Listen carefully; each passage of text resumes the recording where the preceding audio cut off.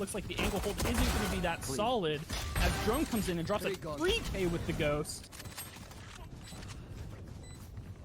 Wardell also getting a kill there at the end. He had one with the shorty on the swing earlier as well. So as they wait for the incendiary on the ground there to fade away, they will get this defuse, and this is going to be a first round going over to TSM. And I liked the execution from Gen.G, but TSM just simply won the pistol round. They won the gunfights. They had really good swings there, specifically through the angle.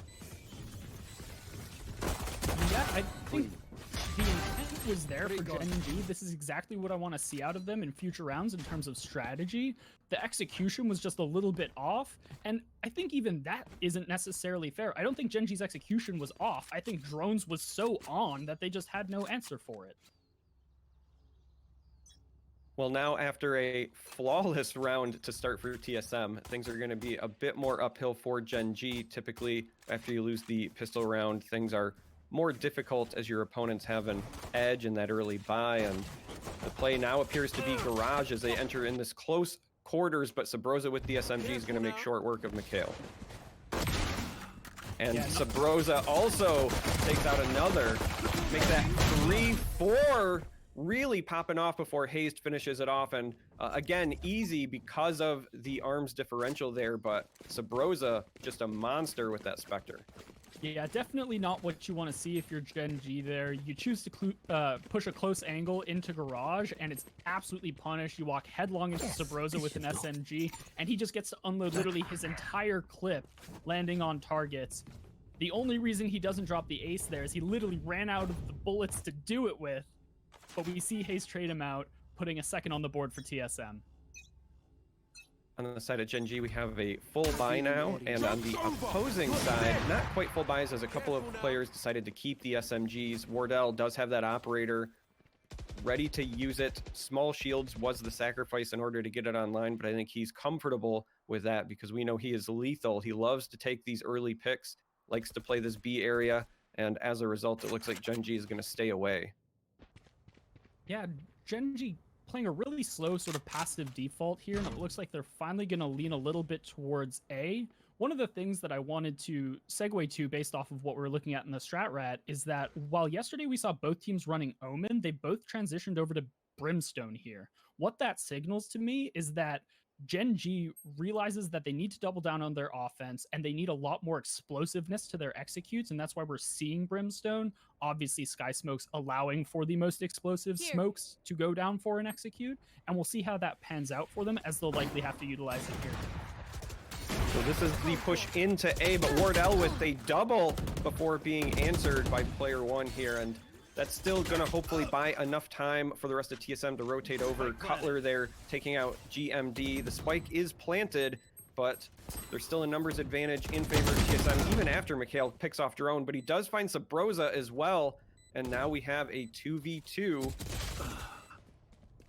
Hazed uses that Spectre to take down player one, and they're going to be advancing on Cutler with the pick, and this will be another defuse. I liked the execution there, but again, this is TSM defending. This is starting to look dicey in a hurry. Gen.G obviously finding the majority of their success when we saw them play yesterday on the offensive side against TSM. The fact that they haven't shown much gas in the tank, much steam in the engine at this point is a little bit concerning, and we really want to see them picking up the pace. Wardell there really, I think, helped kick things off by getting that double before falling. I think typically with that operator, if the first pick happens, you have to get the initial trade frag. You can't let him reload, take another shot. So we're going to see if he can get another early pick. It looks like he's going to be playing Garage this time around, and meanwhile, it's a spread kind of default look from Gen.G. And there's the pick. Just like I said, Wardell looking for those early trades, and that gives you a massive numbers advantage. First blood is huge in Valorant. Yeah, this is really Wardell's trademark, where he's phenomenal on this map in terms of rotational play, seemingly always being exactly where he needs to be to find those opening picks. And it looks like Gen.G's going to be pushing headlong into him here. And Drone picks up the 3K, spraying down. Gen.G just not being able to find any way into any site, it seems, at least as of now. I'm glad you mentioned the fact that Wardell has this kind of intuition for being where players are going to be. The thing that I really like about TSM and their positioning of Wardell and the operator is that they don't pick the same place. They try to go with this level of unpredictability so that you can't just say, all right, we know Wardell's going to be C long, let's avoid that. We know he's going to be B main. He picks different angles every time to try to catch you by surprise, give them that early numbers advantage. And this time around, it looks like, again, a bit of a split kind of default start from Gen.G as they try to get some information. And this is going to be an aggressive push up on the side of TSM on A. 2 players laying in wait there in case anybody comes through this A short area. This is such a great defensive play out of TSM. You see Wardell starting A long with 2 other players to sort of escort their LOS as they move up. And it looks like that's going to be rewarded if they don't clear this corner. MkaeL looking to get sprayed down. My ultimate isn't. I honestly think that exchange favors Gen.G there. There's a couple of trades, but the fact that the ambush only netted 2 for 2, an even trade, I think really benefits Gen.G. That could have been significantly worse, but there's Wardell lying in wait and misses with the daggers. Up close, takes that right click kind of shotgun approach and unfortunately just whiffed. So early pick but answered, and now we're on a 2v2 scenario as TSM has to come in for this retake. It's those kind of minor slip-ups that Gen.G needs to see right now to be able to take a little bit of ground back. We're obviously looking at a 4-0 scoreline right now. Gen.G really having trouble finding momentum. And moments like that, where Wardell has a point-blank right click and just can't seem to connect with it, Gen.G will take all of those that they can get. And Effys backed up, got the res, and then also got a pick. I thought it was looking their favor, but Hazed with the double almost got a clutch here. Effys with the 3K at the end, punishing him. And so Gen.G does take their first round away from TSM as they try to build some momentum and get back in this. Yeah, it's great to see Gen.G finally making it onto the board, but they're far from out of the woods. TSM still in great condition economically, still seeing Wardell on that operator. They're not going to have an easy time even picking up 1 additional round off of the momentum of that. Yeah, that first one was just kind of to bring them to par in many ways economically, because TSM, with the big lead, had built up a war chest, as you said. They have full buys yet again, and even on the side of Gen.G, despite winning the round, 1 player ultimately had to take small shields, and a flurry of action here going on in mid, but Subroza with a pair of kills is again going to tip things way in favor of TSM. It's now a 4-on-2 scenario, and the spike is down mid where neither of the Gen.G players are nearby. Huynh here with this pick on Wardell, though, might give them the opportunity to slide in. You have to wonder whether or not the play here is to actually go for the spike or just save, because your economy is kind of wrecked. And these 2 ARs represent an awful lot of credits here, and it's still a numbers disadvantage and you don't have the spike. It's a tricky call. I think they're approaching it the right way, sort of playing it out slow, looking to have someone walk into them rather than walk into the spike. Of course, as I say that, we see Huynh pushing towards mid, and he gets the pick onto Hazed. This gives Gen.G quite a bit more favorable a situation, although the clock's rapidly ticking down. Huynh popping off, but Subroza answers with the 2 spray, 4K on the round, dashing any hope Gen.G had there. That'll put their econ in disastrous shape. Yeah, that was not what you were looking for on the side of Gen.G. And again, that's why I was saying potentially the thought there is save, because you are brutal in terms of the amount of credits that you have, but now they have to try to do this with pistols. I don't see how Gen.G claws back into this at this point, because you've already given up this 5-1 lead. Let's be honest, this is very likely to go to 6-1. And then at that point, every win that TSM racks up afterwards is going to be a plus differential at the half. Yeah, and it's crazy to me because, like I said yesterday, we saw an 8-round offensive side from Gen.G, and they haven't picked up more than a single one thus far. What's changed? You see such a dramatic swing in their level of success one day to the next, and it's just so perplexing.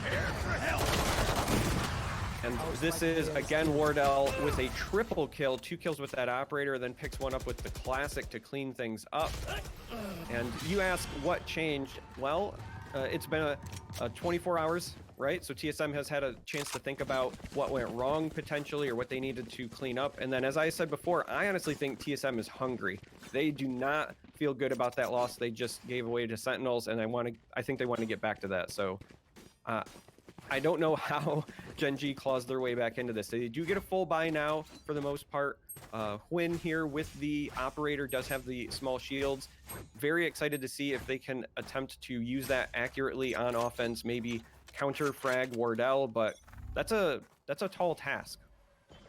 Yeah, I think Huynh finally getting the operator here is pivotal for Gen.G, but and there we go. Pays off immediately as he sees the quick pick onto sub, and I think that will be where Gen.G finds their momentum, if any, is they need Huynh to start popping off. They need Huynh to par what Wardell is bringing to the table, and obviously that's a really tall order, but it's something that they need at this point.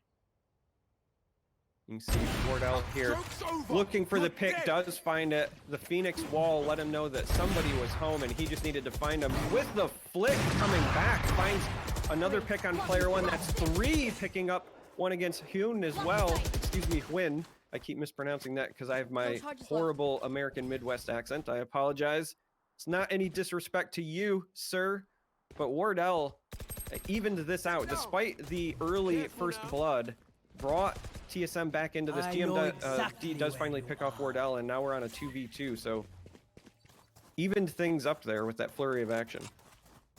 You say you don't mean any disrespect to Huynh, but Wardell definitely meant disrespect to him there. Tailwinding directly at him and picking up the 3K. Quite the ego peak, but it goes mostly unpunished. Yeah, I really think that TSM is feeling it, and they want to get back. This is a great pickup by Cutler, but it's answered back by GMD, who finishes Cutler off. And that's going to be a 4K for him and a round win for Gen.G when it's all said and done. And this is the window of opportunity I think they needed. They need to close this gap. They have to win 4 in a row if they want to get to that 6-6 mark. But even if they can make this a 7-5 despite the slow start, I think that's a victory for them. And there we see that play one more time. The pure disrespect of the forward tailwind out of Wardell. The side strafe mid-air to try and juke the shot. Oh my goodness gracious. And we're going to see Gen.G again kind of spread out here. This default start. The spike is on the ground as they look for picks. And nobody's finding anything quite yet. A little bit of utility used here or there as they try to get information. But it does ultimately look like Gen.G might be making their first D push here as their players are kind of coalescing over in that C-long position. This is traditionally a pretty dangerous peak against a team with an operator, but we can see with our caster vision, nobody is home right now on Site C. So this actually might be an uncontested take for the most part. Even more so now that GMD gets the swing on Hazed. So they're going to be filing into C. Yeah, we don't know if Gen.G is playing based off of this or if we're just biased because we have map hack, but Wardell has been playing towards A at the start of every single round. Gen.G has encountered him there every single time, so it's known information. I don't know if this was an adaptation to that or not, but we see it find a great deal of success as they've already found a plant here and have man advantage. I think it's a little bit of the read on their play, but also at the start of this round, there was one operator shot fired. That kind of gives away the location, so they might be thinking that's a long way for him to walk. And this was a great push so far by Gen.G. They have this spike down, and there's not going to be enough time to defuse. Wardell does get an exit frag just to kind of damage the economy of Gen.G as they try to get back in this, but this is the momentum they were looking for. They've strung a couple in a row now. It's 6-3. Yeah, Gen.G finding themselves a little bit here, but it's not the kind of momentum that we really want them to have behind so that they can par this up. We see situations where, yeah, they're stringing together rounds, but at what cost? They're still on an incredibly shaky economy because they haven't taken a round without losing the majority of their team in the process. Yeah, when you've got the skill that these two teams have, it's very difficult to find those rounds where you have a flawless or even 3 people alive, and that is taking its toll economically. And because of the big lead TSM had built up, for the most part, they've been pretty comfortable with their economy even after the losses. Hazed here with an early pick on player 1 is going to give an advantage to TSM. Again, those first bloods, very important, because in Valorant, you don't ever want to take a fair fight unless you absolutely have to. And the call from Gen.G is now to rotate to A, but we have Cutler up in heaven, and Wardell is also there to mix things up a bit. They are on the site, but the spike has not been planted yet, and now it's down because Cutler finds Huynh. Yeah, we're dealing with a situation here where, unfortunately, Cutler on Cypher pixels away from being able to find the wall bang there, and it cedes the site to Gen.G. This is a Hunter's Fury that's just trying to slow down the spike plant again, and instead it's going to result in the spike carrier getting killed, being pushed out of position by the Hunter's Fury, meant Cutler could pick that up. Wardell catching people peeking through this very interesting angle because you're back a ways, but you can still see much more of site A than you would think when you're back there. So nice pickup from him, and it's just one player left on Gen.G. This is GMD with the spike in a dream, and Subroza turns it into a nightmare. Yeah, TSM not letting off the gas. I think you're absolutely correct, where I would much rather play TSM coming off a couple wins than play them coming off of a loss, because they as a team are proving just how hungry they are to win this tournament. Yeah, TSM knows, I think, that right now there's a bit of a fight, a bit of a kerfuffle, if you will, at the top of the NA rankings for Valorant teams, right? Sentinels are making their case. They've been very consistent. TSM is obviously won events. T1, when they decide to participate, can be very effective. And I think that TSM wants another crack at Sentinels because ultimately what most people care about are tournament wins. And it would almost in many ways erase their loss to them earlier because they won the one that matters, if that makes sense. Absolutely. The run back in a winner bracket grand final situation is always going to be the kind of decider that these hungry players thrive on. So I'm sure that TSM is almost not even looking at that, or at this match rather, so much as they're looking at the next and see this as a formality that they just need to rush through, and rushing through it is exactly what they're doing. And this is going to be another win for TSM as they extend this lead. And we're going into the last round before the swap. And, you know, you don't really like to say must win, but Gen.G is pretty much approaching that at this point. You do not want to go into this down 9-3 after the half. So I'd like to see them pick this up. It's a full buy of Phantoms and, scratch that. Going to be one Guardian so that they can get the armor. But it's still also full buys from the opposing squad, and now with 2 operators, maybe 3. It does look like TSM's going to go with the 3 operator setup. You do not want to peek any of these angles if you are Gen.G at this point. And Cutler does find MkaeL on the other side of the map there with an operator. This is going to be kind of heartbreaking, where every time you peek an angle, there's an op shot. And Wardell says, hey, there's one over here in the garage. Don't come in this direction. And things are falling apart for Gen.G right now. This is when we get the hashtag op abusers in the chat, something along those lines. TSM making use of their resources in a dramatic fashion, knowing that they just have an absurd economic advantage, toying with Gen.G a bit here, and that'll force them to a 9-3 half. Well, we know that TSM is comfortable on Haven, so this isn't necessarily a surprise in that they're ahead, but after the way that Gen.G performed against them on attack yesterday, to see this 9-3 result at the half is a bit surprising. What does Gen.G have to do now to turn things around? That Gen.G's composition in general is going to be stronger on defense, but I think it's less a question of what Gen.G can do and more a question of what TSM does. Because yesterday, while Gen.G had an incredibly effective offensive half, taking up 8 rounds, they didn't pick up a single one on defense. And that wasn't because they necessarily did anything wrong. It's because TSM's rotations were absolutely godlike. If we see that level of rotational play out of them here, I don't know there's much Gen.G can do to claw back into this map. Take flight.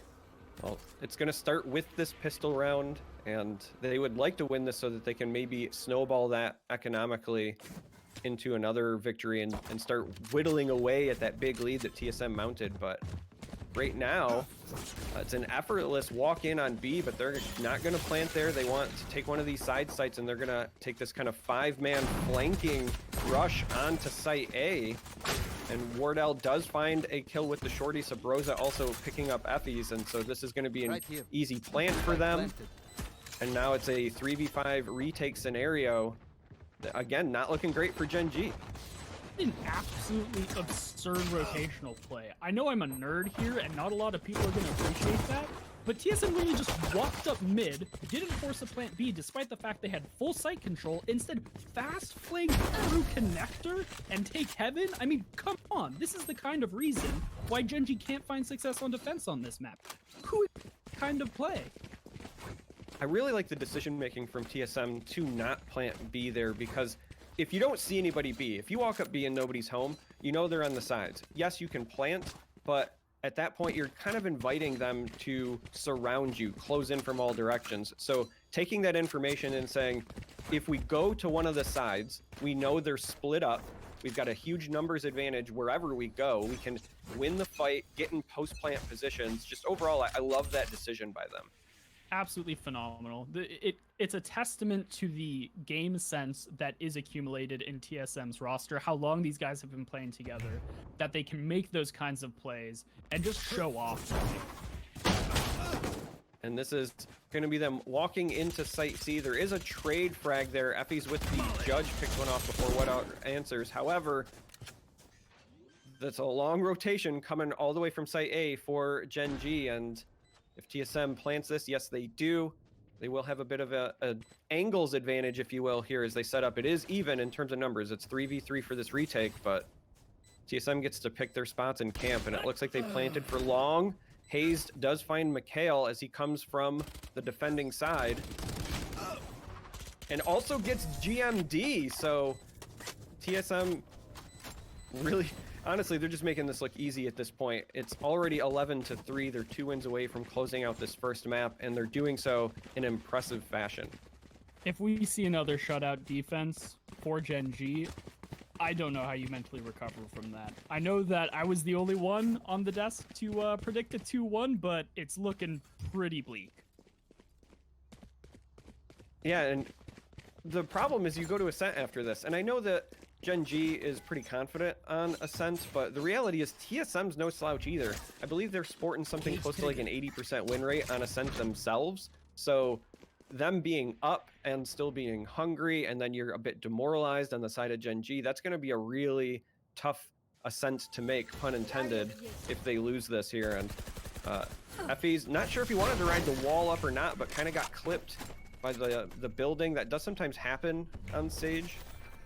But Subroza here, the minute that the wall goes down, he curveballs, enters, he gets a kill. Hazed looked to the other direction, got a kill as well, and again, easy entry. This will be a plant, numbers advantage. You have to assume this is yet another win for TSM. I don't know what Gen.G can even change defensively. Yeah, like I was mentioning earlier, I don't know that Gen.G has a lot of ways back into this. TSM is just, frankly, completely out finessing it when it comes to rotational play, and you're almost out of options. How do you even counter this? I think that they almost have to outright stuff TSM's forces with things like the Sage Wall, but then be prepared for the inevitable recommit that we've seen out of TSM now more than a few rounds in a row. Oh, you ain't coming back. Subroza here does get this pick, but again, this is ultimately still going to be TSM taking it to match point. So this is 12-3. This is going lightning fast. This first map is almost over in the blink of an eye, and we're going to see essentially full buys from the side of TSM going into this. I say essentially because Hazed still has this bulldog that he's going to hold on to. Not a real reason to buy up from there. And because of the losses, because of the economy, unfortunately, Gen.G half buys. You got SMGs, you got GMD opting to go with the AR, but no shields. But you have to do this. You have to buy up and spend your credits because it's match point. Yeah, at this point, if you're Gen.G, you almost have to start thinking about the next map, reset your morale a little bit, and think to the next game. TSM quite literally speed running them here. And it doesn't look like that's about to change, although we do see player one getting a pick onto Subroza over towards C. And we see Drone trying to peek here, get this information to see whether or not A is as empty as it appears. But it is actually not. There are some quiet waiting folks here. So it's a bit of a standoff. Now, the other players for TSM have not rotated over towards A yet. So I think, again, they're just like waiting for this information. That's going to tip them that somebody's there because of the jump in the placement from MkaeL here. And this is the calm before the storm, because now we see TSM is rotating over. Similarly, Gen.G kind of rotating to maybe catch a flank. We see the Sage coming up the backside of A. Drone enters and finds a frag. Cutler gets a kill as well. Drone with a second. And this is going to be a spike plant. And a tale as old as time. It's a numbers advantage in favor of TSM in these post-plant positions. Cutler here lying in wait. Wardell covering the other side, so entry is just not going to be allowed from Effys, and this is it. TSM 13-3 against Gen.G. That's gonna be a yikes from me. I don't think that was quite the matchup we were expecting. If we cast our minds back to yesterday, it was a little bit more tightly contested than what we've seen now. But we'll get into that in a sec. Let's pop up that scoreboard, have a look at how our fraggers did today. And, well, Wardell, there he is in his top spot. Guys, what stood out for you from these players, particularly on this map? And try to give some love to the Gen.G boys if you can. Anderzz? So I think the story here is that TSM was firing on all cylinders. Not only do we see positive KDs, but positive KDs to the extreme across the entire board. Even their more anchory supportive players like Cutler, 10-4 is a terrifying scoreline to see. And we definitely did see flashes of brilliance out of the Gen.G players, Huynh, GMD, finding a fair amount of success. But the reality is that they were playing against a TSM in peak form. You know, I'm glad you said the word peak, because for me, the thing that stands out in my mind is this first blood differential. When you look at the sheer number of first bloods that TSM had, they were punishing every peak that Gen.G tried to make, whether it was offensively or defensively. And as I said before, in Valorant, you kind of never want to take a fair fight. You want an advantage. And by getting these first bloods, TSM always had that advantage. They were able to get into whatever angles they wanted, whatever position they wanted, because ultimately, after you get that first blood, you know you can make whatever trade you need. And that's what stands out to me. Five first bloods for Wardell really speaks to that aggression that we've really been talking about for the last 2 days. It's been one of the standout storylines here for TSM. Now, we're going to be heading into our next map fairly shortly, and the question needs to be asked. And I mean, I heard you guys saying, like, I don't even know what Gen.G have to do here. Well, too bad. I'm going to ask you, where are they falling down? Is it aggression? Is it utility by means of composition, strategy, simply being outgunned? How did Gen.G turn this one around? Charmo, start with you. Well, you have to pretend that that first game didn't happen. You just forget it. This is game one, and you just forget what happened, and you have to win your exchanges. Ultimately, to me, that's what it comes down to. TSM was getting the first bloods because they were winning those initial exchanges. It wasn't always Wardell. Yes, he had the 5 first bloods, but it wasn't always him on the op. They were getting them all across the board. And the minute that Gen.G can get those opening picks, if they can win those initial engagements, I think they can start snowballing the exact same way we've seen from TSM. But it starts with that. It starts with just winning the peaks. would echo that quite a fair bit. Obviously, we did see players like Wardell peaking aggressively and just getting free picks. I think a big part of what Gen.G needs to do is sort of find TSM's number and make predictions as to where is Wardell. Can we even dry peek this corridor onto a site? If we do, are we just going to go down a man and punt the round to begin with? That happened time and time again. And so there needs to be a little bit of strategic preemption out of Gen.G moving forward. Otherwise, they're always going to be playing at disadvantage. Well, we're going to find out fairly shortly if they do implement any of those interesting changes you guys have just mentioned. But our next map's going to be Ascent. Before we get into it, we're going to take a short break. See you guys in a few minutes.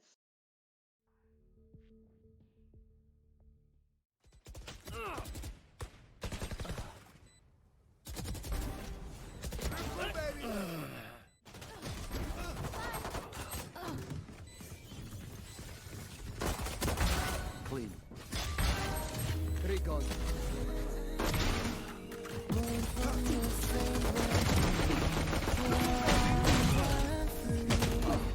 Living here in harmony. Don't see this is where you want to be when you leave. World is never what it Joke's seems. over! You're dead! If only we could travel back in time. Whoa, driving where we maybe I'll never need a reason why. Whoa, dancing till the dawn. If only we could travel back in time. Whoa, driving where we maybe we'll never need a reason why. Whoa, dancing till the dawn.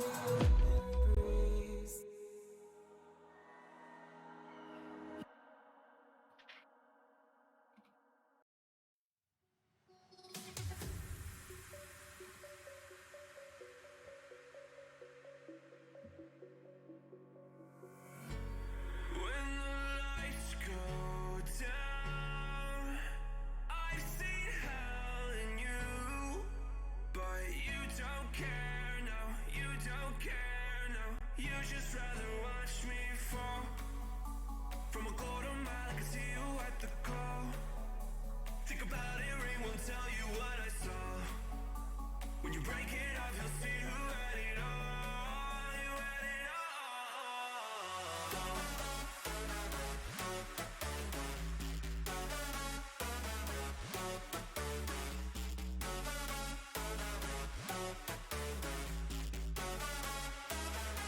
You said you wanted to fall into oblivion. Forget about the world we're living in.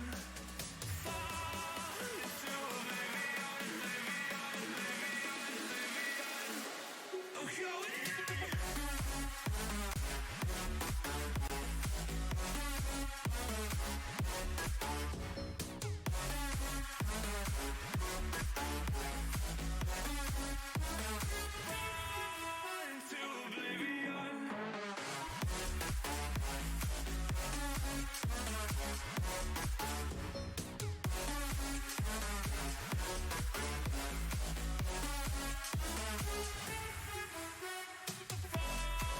Into oblivion.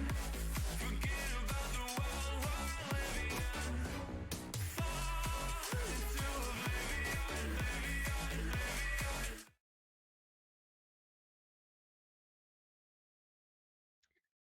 Welcome back, guys. We're still in the 30bomb.gg Summer Valorant Cup.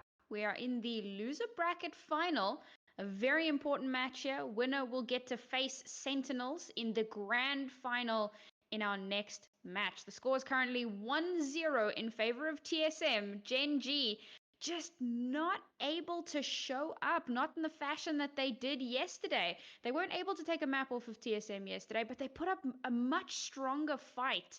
So as we move on over to our second map, it is going to be Ascent. Anderzz, why don't you tell us what we might be expecting on this map? So on Ascent, we just saw here that one of the defining characteristics between TSM and Gen.G is the fact that Gen.G leans a lot harder into running compositions with Sage. And harkening back to that lower semi that I casted, one of the trademark plays that we saw out of Gen.G was utilizing that Sage in order to open up B site quite a bit more. One of sort of the infamous characteristics of Ascent is that taking A site is orders of magnitude easier than taking B site. Having Cypher on B makes the take in general incredibly difficult. You'll usually have a tripwire cutting off fish side catwalk, as well as a tripwire cutting off center site. You'll have the Cypher themselves playing towards Lion and defenders spawn covering towards market. And so access to the site is extremely limited. You further compound that with players like Drone playing Sova towards the front side of the site, who will then recon arrow through the arrows and give you intel of anyone who even has the audacity to push it in the first place. Because of that, you'll see A pushes 80+% of the time. Like, it is literally that extreme. There was an early match right after Ascent's release where T1 literally ran A executes 10 rounds straight, and that happens very commonly here. What Gen.G gets access to with this Sage is a way to break that B dominance and open up their ability to attack this site. She'll wall up, boosting on this crate, and get a sight line onto that Sova towards market, giving her team access to the site overall and giving execute variety to the team.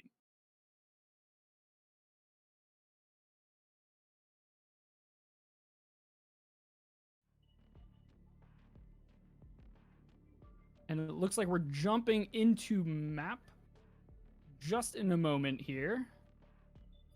We'll have to see. Sounds like the lobby was being a little bit playful. I was just getting the word from production here that seems these guys are having a great time, and that's always great to hear. Specifically after Gen.G just took that shellacking. So I said it before, and I meant it. I don't want to play TSM after losing to Sentinels like that, and they came out hungry and hot. Maybe that exact same motivation will light a fire under Gen.G. They just got, I'll be honest, a bit embarrassed, and they're going to be hungry to come back and show that that was a bit of a fluke. So I'm hoping to see some aggressive play from them. And just like you were talking about, Anderzz, it does look like this initial push is going to be over on Site A as we see four of the players coalescing over there, including the Spike. Yeah, and we do see, of course, that Sage coming out for the side of Gen.G. I would expect no less. And I think that that's really, really important. I think the key word that should be in everyone's mind when they look at Ascent is variety. How many different sort of off-meta tweaks can a team make to the way that they have their attacker side go down? Because that'll define their success. I mean, we can predict if we're a high-level team that people are going to swing towards A more often than not. That's obvious, knowing the characteristics of the map. So what is the variety that you can bring to the table as an attacking side in order to throw a wrench into that? I like this catwalk push, but Drone gets an early pick here on MkaeL, so that's going to slow things down for them. He swings and finds another one before getting the counter